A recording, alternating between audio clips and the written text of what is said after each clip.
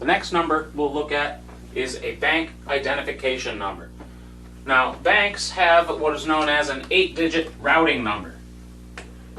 Each bank has an 8-digit routing number. And the last digit, the check digit, is given by the number in the ones position of that equation. 7A1 plus 3A2, 9A3, 7A4, 3A5, 9A6, 7A7, 3A8. So notice here, in the previous examples, we had weights of 1 and 3. In the UPC example, the coefficients had weights of 1 and 3 as coefficients. Here, the coefficients have many different weights. They have 3, 7, and 9 in a certain order.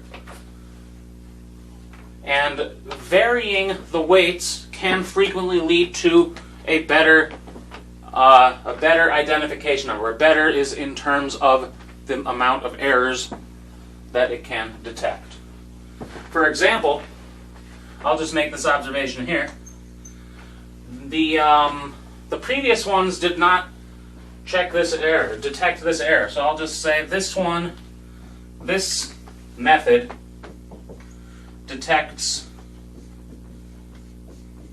a jump transposition error, meaning it detects, how should I write this? I'm going to write this on the next board actually, because, well, I'm going to. I'll just write this detects the following error, called a jump transposition error.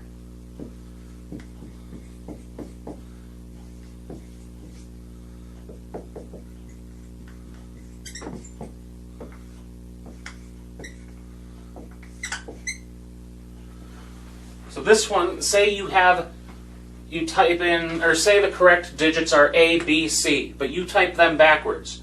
You type CBA. In other words, two digits that aren't next to each other, two digits that are separated by one digit, you get flipped around. So, for example, if you had 413, maybe you wrote 314. This is called a jump transposition because the transposition is in, well, it jumps over another number, in this case B.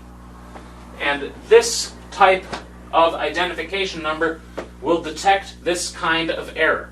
100% of the time it will. And the other ones so far did not. So let's find let's find two of them. Example. Find the check digit of this bank number, identification number. 0, 6, 2, 0, 0, 0, 0, 1, X. Find the check digit there. It seems like a lot of the examples in the book have lots of zeros. Oh, I should mention, the example of the UPC, was that the UPC? Yeah, the UPC we did was a box of cornflakes by Kellogg's. That was in the textbook. So in case you look at cornflakes, you can see that that's the correct number. And it had check digit of 7, the cornflakes. But here we have a bank number. Let's find the check digit. Well, some sort of underlining scheme isn't really going to help me here because of all these different numbers, 7, 3, and 9. So I'm just going to add them in order, and I'm going to try to be careful. 7 of these is 0. 3 of those is 18, plus 9 of the next one. 9 twos makes 18. Then plus 7 zeros, 3 zeros, 9 zeros, 7 zeros, and 3 ones. So remember what this rule is. We're not going to then do any division or anything. We're just going to add these numbers together, and our check digit is the last digit here. 18 plus 18 plus 3 is 36 plus 3, which is 39. The last digit in 39 is 9, so X equals 9.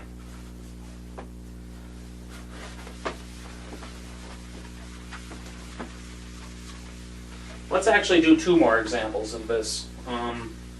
Let's find another check digit where we have a few fewer zeros, and then let's check if a given number is a valid bank identification number. So what do we need here? 9 numbers. Let's find the check digit here. 3, 2, 7, 4, 1, 0, 5, 2, X. Find the check digit here. Well, we're going to go through the same thing. We're going to go through this coefficient argument and add things together and interpret that. So we need 7 of those, 21, plus 3 of the next one, plus 6, plus 9 of the next one. Oh, these are going to be large numbers. 9 sevens is 63, plus 7 fours, plus 3 ones. Of course, I put a 1 where I have the smallest coefficient. Oh, but that's nice. I have 9 zeros, so that's nice. Plus 5 7 fives, and then 3 2s, and X is going to be the last digit of this number.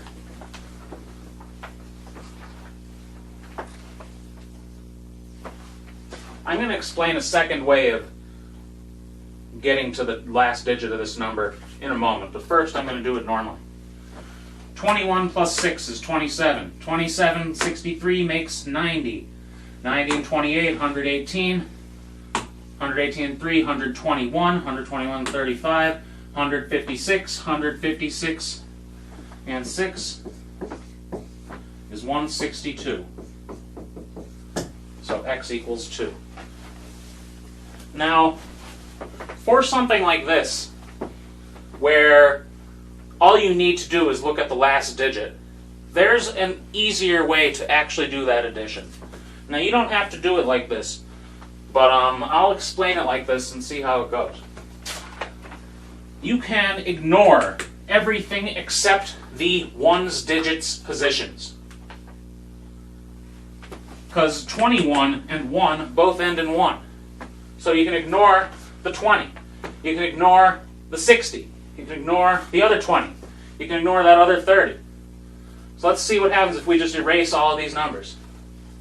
Or all of the non-ones digits numbers. And then add them together, and we'll see that we get 2, hopefully. Because if we don't get 2, then I made a mistake. 1 plus 6 plus 3 is 10, plus that's another 11, so that's 11 plus another 11 is 22. That actually makes 32. So we do get a number that ends in 2. I'm going to need to put my Velcro on this and keep it from falling. So you could have arrived at X equals 2 in that way as well, by looking at only the ones digits of those numbers. Or you could have done it that way.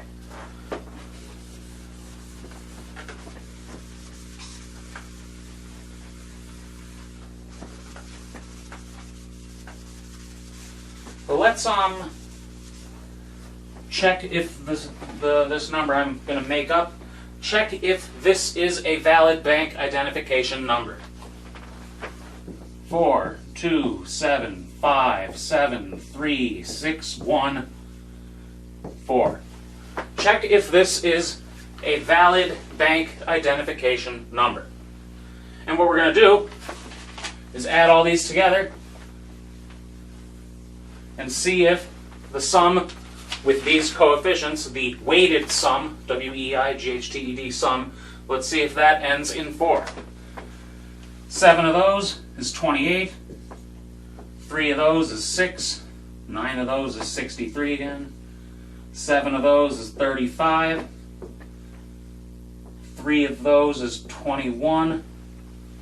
Plus 9 of those is 27, plus 7 of those is 42, plus 3 of those ones is 3. And we need this to end in 4 for this to be a valid number.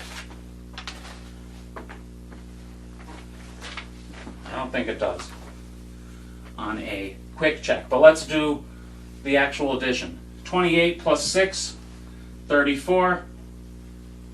plus 63, 87, 97. Okay, let's start over. 28 plus 6, 34, 34, 63, 97, and 35, 132, and that number 153, and that number 180, and these numbers something that ends in 5. 180 and 45, 225. So right here, this is not a valid number. So we'll say so 4, 2, 7, and so on is not a valid bank ID number. Now what would make it valid, right here, that is a valid bank identification number. The next type of identification number we'll look at is found by what is called the Luhn algorithm, or it might be the Luhn algorithm. This is L-U-H-N. I'm not positive how to pronounce it. It is a guy named Hans Peter Luhn. I'll pronounce it Luhn. My guess is he's German. So if any of you know German and how to pronounce L-U-H-N, I will happily listen. But I will pronounce it Luhn. The Luhn algorithm. It has a 16-digit identification number. 16 digits. Now before describing the check digit, we need another quantity. We're going to let capital T be the number of digits in odd positions that are 5 or greater. So odd positions meaning like this one, and that one. Odd positions. Let T be the number of those that are 5 or greater. The check digit A16 is chosen so that 2A1 plus A2 plus 2A3 plus A4 plus and so on plus A14, 2A15 plus T plus A16 ends in a 0, is divisible by 10. Now, 16-digit identification numbers we've probably all seen at some point.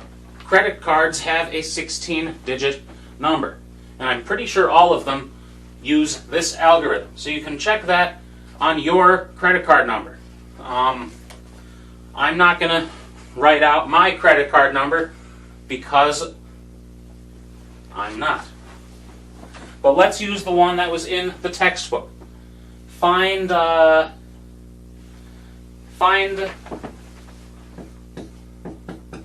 check digit for this number. 3, 1, 2, 5, 6, 0, 0, 1, 9, 6, 4, 3, 0, 0, 1, X. Is that 16 numbers? 1, 2, 4, 16, yes. So find the check digit there using the Luhn algorithm. Well, first we need to figure out what T is. Now, also, in the eventual computation we're going to do, we're going to need to take twice of each odd positioned number. We're also going to need to look at the odd position numbers for T. So I'm just going to underline all of the odd positioned numbers. So we have 3, 2, 6, 0, 9, 4, 0, 1. So T is the number of those that are 5 or greater. So what's T? Well, 3 is not 5 or greater. 2 is not 5. 6 is. 6 is greater than 5. 9 is greater than 5. And nothing else is. So we have two numbers that are greater than 5. Or equal to 5. 5 or greater. So it could be 5. Well, A16 is chosen so that this quantity is divisible by 10. So X in this case will be chosen so this quantity is divisible by 10. Let's find this quantity. So we need 2A1. So that's 6. Plus A2 plus 1. Plus 2A2, that's 4. Plus 5. Plus 12, 0, 0. Plus 1. Plus 18. Plus 6. Plus 8. Plus 3. Plus 0. Plus 0. Plus 2. So right here, I'm just going to check that I added those all. We want twice of everything in the odd positions. We want 6 plus 1 plus 4 plus 5 plus 12 plus 0 plus 0 plus 1 plus 18 plus 6 plus 8 plus 3 plus 0 plus 0 plus 2. Well, that gets us up to A15. But now we need plus t, which in this case is also 2, plus the last number. We need this to be divisible by 10. Okay, so let's add these together. 6 plus 1 is 7, plus 4 is 11, plus 5 is 16, plus 12 is 28, plus 1, 29, plus 18, 47, plus 6, 53, plus 8, 61, plus 3, 64, 65, 66, 67, 68. Oh, good, I thought the answer was 1. It's not, the answer is 2. I must have been thinking about 1 from something else. So we add those numbers together, we get 68 plus x. This must end in a 0. So x equals 2. And that is correct. Now, this algorithm detects a lot of errors. So the UPC in the 13-digit one detected 100% of single position errors, and I think it was 90% of other common errors. This algorithm detects 100% of single position errors, and it also detects, according to the textbook, 98% of other common errors. So if you are on some website that wants your credit card number and you type it in incorrectly, you sometimes get an error message. It sometimes says, this is wrong, or something like that. It puts a red X on it or something. Well, it's using this algorithm and determining that the numbers don't work. It detects 98% of other common errors. So you can try lots of different errors, and most of them are going to be immediately detected. Let's do another example of finding the check digit with this, because this one's probably a little more complicated than the others. So let's do, maybe we'll even do 2 more examples. Yeah, let's do 2 more examples. Why not? Let's do 2 different types of examples, but let's do the first one first and then the second one second. Let's do another find the check digit. Find the check digit of this number, of this, let's assume credit card number. 48625357921653653x. So let's find x. That is 16 digits, right? Yeah. Well, again, I'm going to underline the ones in odd positions. I'm going to get a different marker. This one's dying on me.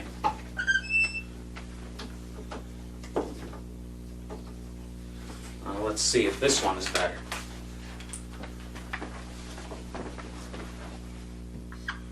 A little better.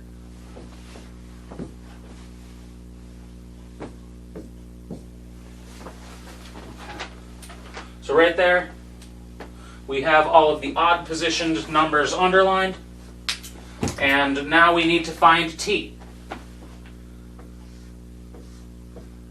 T equals the number of those underlined that are 5 or greater. Nope. Yep. Yep. Nope. Yep. Nope. Yep. Nope. And I didn't count how many yes I said. 1, 2, 3, 4. There are 4 odd positioned numbers that are 5 or greater. This 5 is included because 5 is 5 or greater. And now we just need to do that twice the first position, plus the second position, plus twice the third, and so on. Yeah, I'll do that this way now. In the next example, maybe. I'm not going to do that way now. I'm going to do it a slightly different way. Twice. Now we have algebraic tools at our disposal.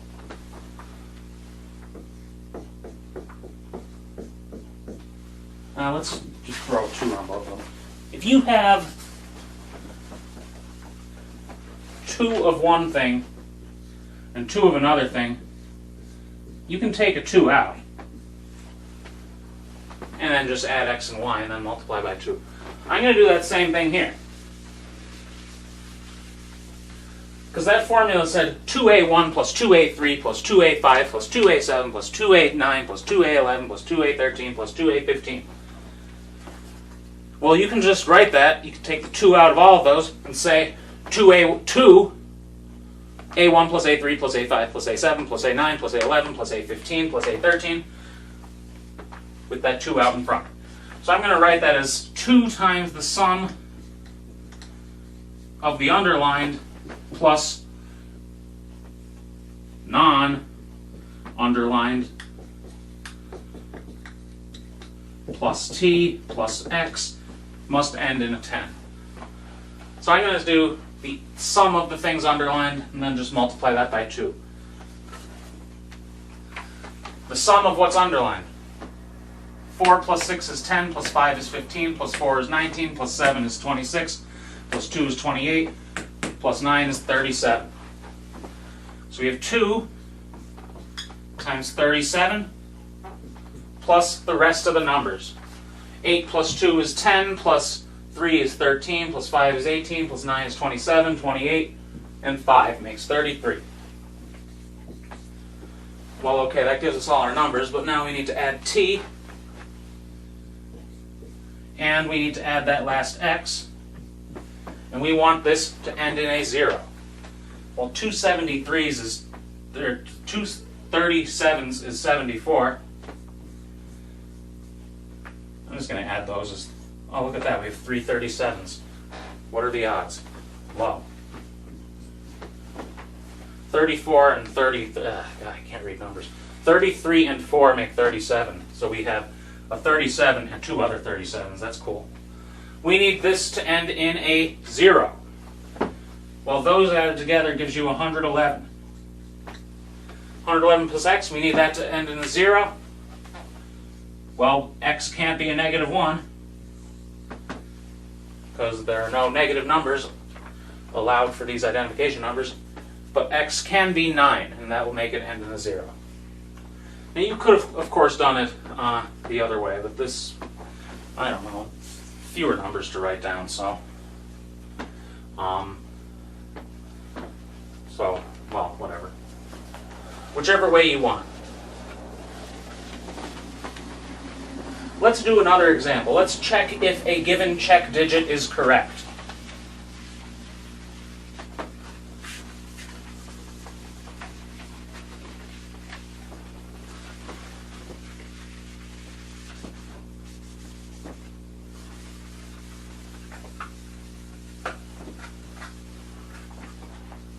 For those of you who can't tell, this eraser is a magic eraser. It is one of those, well, it's a dollar store magic eraser, not an official Mr. Clean magic eraser. The Mr. Clean magic eraser on these boards works much better than this generic one. So next time I'm near them in a store, I'm going to buy more than the one that I have. Example. Say you are making a fake credit card. Well, that's great. You chose this number. Let's write that as a sentence. Well, let's say is the number you chose, let's make up a number, is this number valid? 3, 2, 5, 7, 4, 6, 9, 0, 5, 2, 7, 1, 3, 6, 1, 9. 1, 2, 3, 4, 8, 12, 16. Is this number valid?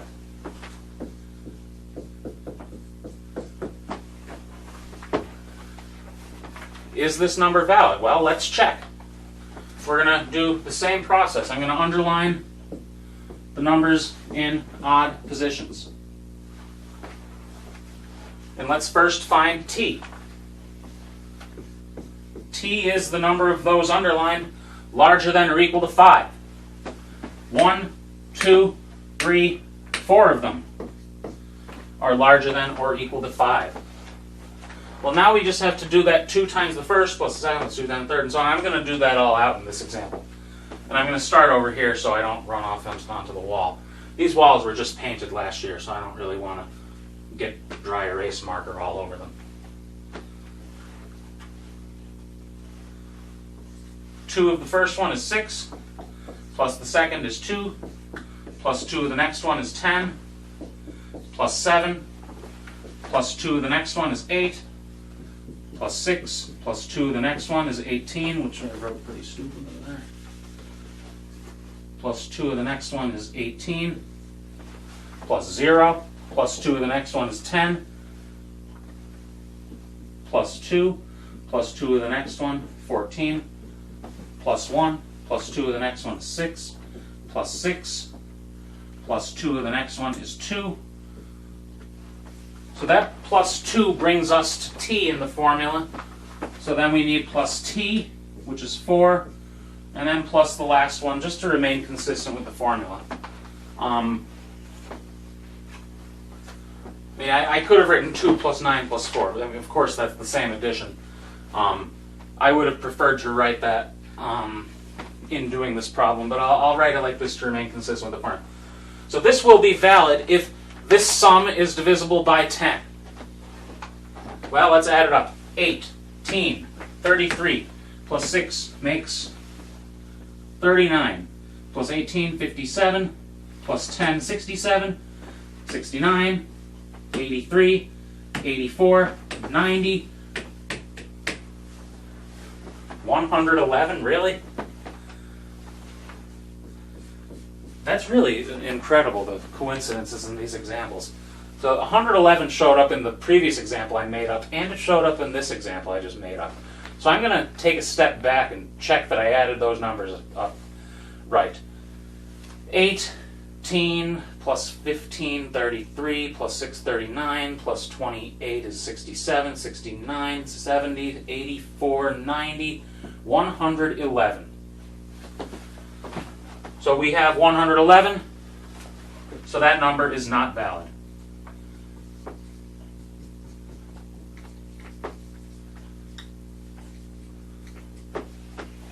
So a part B to this question could be fix the check digit so that it is valid. So part B, fix check digit so it's valid.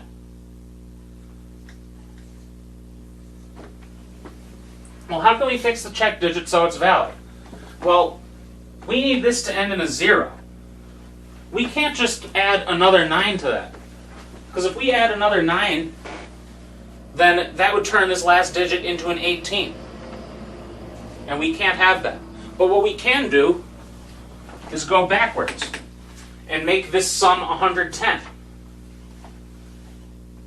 If this adds up to 110, that works. Well, how can we make it add to 110? Well, instead of a 9, go 1 fewer than a 9. So you can make it an 8. So fix the check digit so it's valid. I'm just going to say make it 8. Make it 8. That's an arrow next to the word make. Make it 8, and then it'll be valid. The previous number was 9, even though it's written 8 right here.